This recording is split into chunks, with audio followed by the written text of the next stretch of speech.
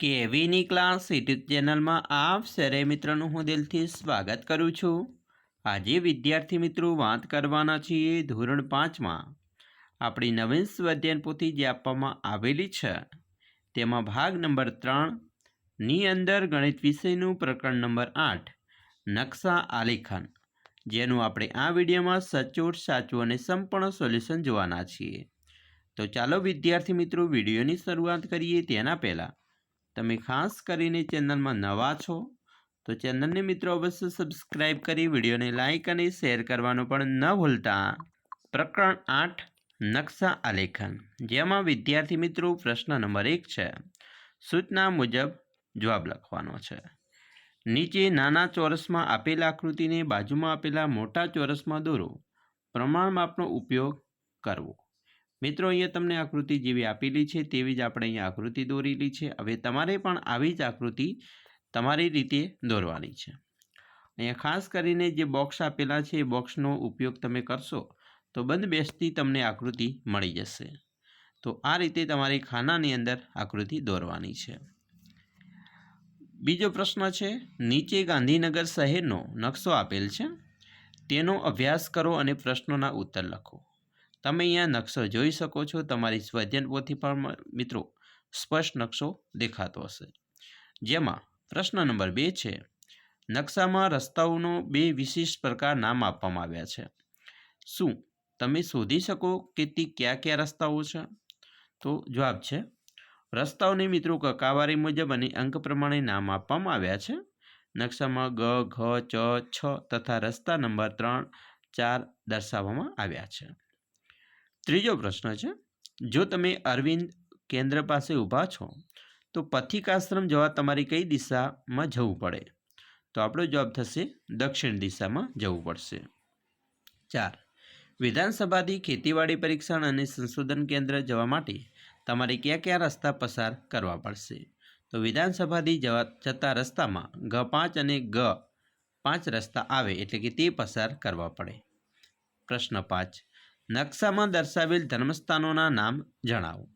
તો તેમાં આવશે સ્વામિનારાયણ મંદિર, પંચદેવ મંદિર, દિગંબર જૈન દેરાસર, મસ્જિદ અને ગુરુદ્વારા એ મિત્રો ધર્મસ્થાનોના નામ છે।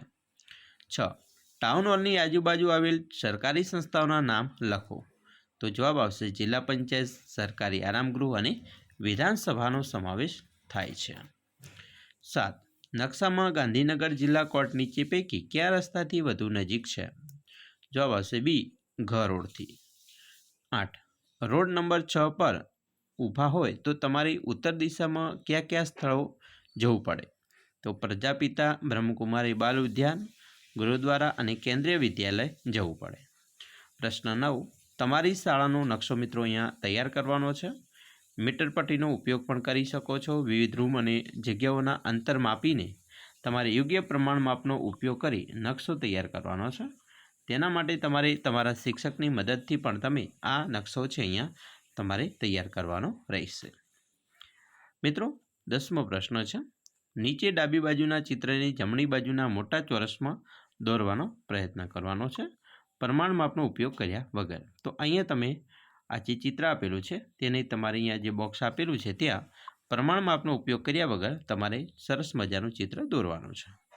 11મો પ્રશ્ન, પ્રશ્ન નંબર 10માં તમે દોરેલ ચિત્રને તમારા મિત્રના ચિત્ર સાથે સરખાવો। શું બંનેના ચિત્ર સરખા માપના સરખા ક્ષેત્રફળ ધરાવતા છે? આવું શા માટે થયું? તમારા શિક્ષક સાથે આ બાબતે ચર્ચા કરો। તો મિત્રો સરખું ક્ષેત્રફળ ધરાવતા નથી કારણ કે પ્રમાણ માપનો ઉપયોગ કરેલ નથી એટલા માટે। હવે આપણે અધ્યયન નિષ્પત્તિના સર્વગ્રાહી મૂલ્યાંકનના જે પ્રશ્ન આપેલા છે તેના વાત કરીએ। અહીંયા નકશો આપેલો છે, તેની અંદર મિત્રો તમારે અભ્યાસ કરી એટલે કે નકશાનો અભ્યાસ કરીને જણાવો કે આપેલા 2 રસ્તાઓ વચ્ચે કયા કયા પ્રકારનો ખૂણો બનશે। તો અહીંયા મિત્રો પહેલું છે, રાજપથ માર્ગ અને માનસી માર્ગમાં કાટખૂણો બને છે।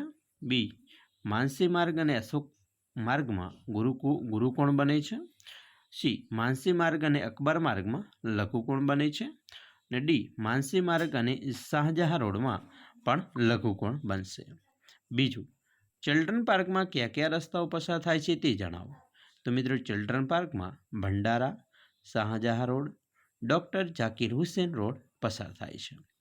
મિત્રો અહીંયા તમને એક નકશો આપેલો છે. અહીંયા પ્રિન્ટ બહુ આછી છે એટલા માટે દેખાતો નથી. તમારી તમારી જે મિત્રો સ્વધ્યન પોથી બુક છે તેમાં દેખાશે, પરંતુ આપણે અહીંયા પ્રશ્નોના જવાબો આપવાના છે. તો નકશાના આધારે આપણે નીચેના પ્રશ્નોના જવાબ આપીશું. ત્રીજું છે, લાલ કિલ્લાથી દક્ષિણ દિશા તરફ આવતા કોઈ પણ 3 સ્થળના નામ લખો. તો એમાં મિત્રો આવશે મેડિકલ કોલેજ, ઢીંગલી સંગ્રહાલય, નેશનલ સ્ટેડિયમ વગેરે.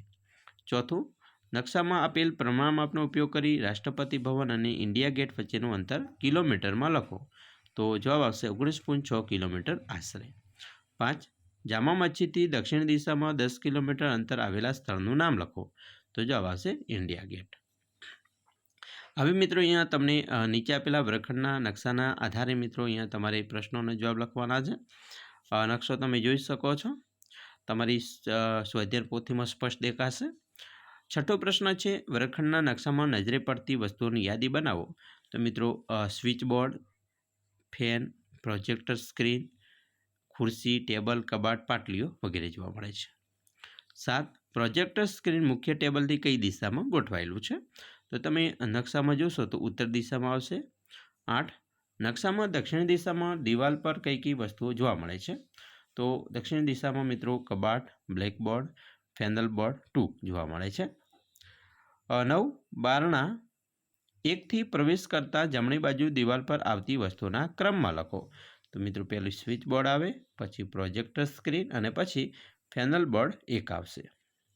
10, બારીથી નજીક આવેલી પાટલીઓના નામ લખો. તો બારીથી નજીકમાં પાટલીમાં A, D અને G નંબરની પાટલી આવશે. તો આ વિદ્યાર્થી મિત્રો વાત કરી તમારો પાઠ નંબર 8 છે નકશા આલેખનનું સંપૂર્ણ સ્વાધ્યાય પોથીના પાઠનું સોલ્યુશન.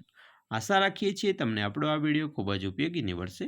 અને ખાસ વિડીયો ગમે હોય તો મિત્રો લાઇક, શેર અને સબસ્ક્રાઈબ કરવાનું પણ ન ભૂલતા.